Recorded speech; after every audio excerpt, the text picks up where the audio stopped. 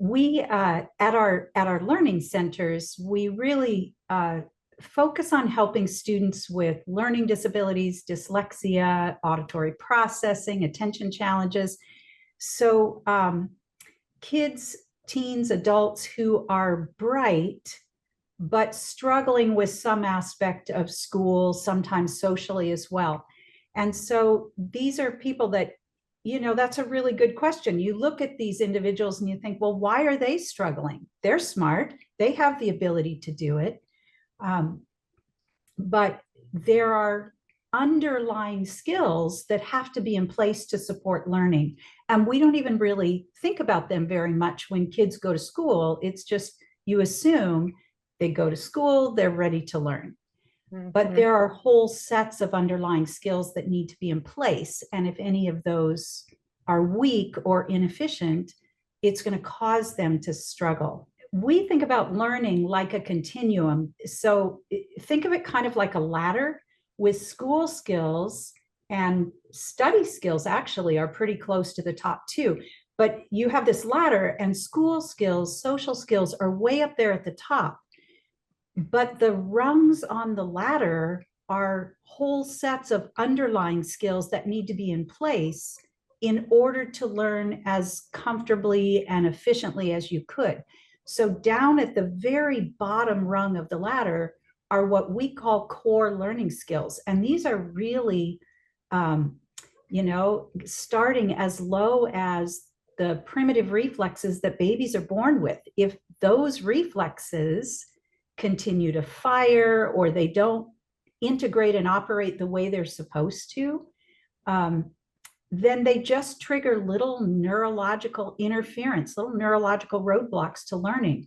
And it's not that you can't get around it. We can, but it takes longer. You have to work harder. It impacts your attention. And so there are a whole set of many skills, starting as low as primitive reflexes, but body skills, sensory motor skills that allow us to sit in a chair and hold a pencil and move our eyes across the page and navigate a room.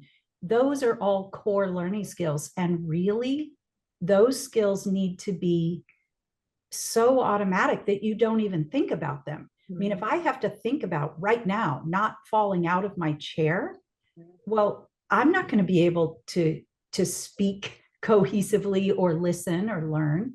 So we have core learning skills. And then the next rung up on the ladder is what we call processing skills, big area, lots of skills, memory, attention focus, auditory processing, visual processing, which those processing skills aren't like, it's not your vision and your hearing, but it's how the brain thinks about the information that comes in through your eyes and your ears.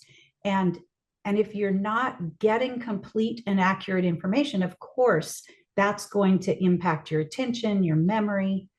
And so in that whole processing skills level, memory, attention, auditory and visual processing, language processing, processing speed, if any of those are weak or inefficient, you will struggle to get the information and put it together quickly enough to keep up, to learn. And then we have above that on the ladder is executive function, and study skills kind of fit in that area of executive function. Executive function is big, it's high level skills. Our ability to self-monitor and manage our own attention and behavior, to plan and organize and follow through, all of those things.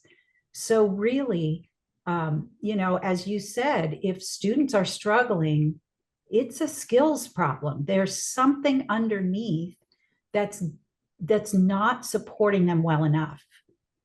And so then what we see as parents and teachers, we see that they're struggling to get their homework done, or they're struggling with reading, or they don't seem to comprehend.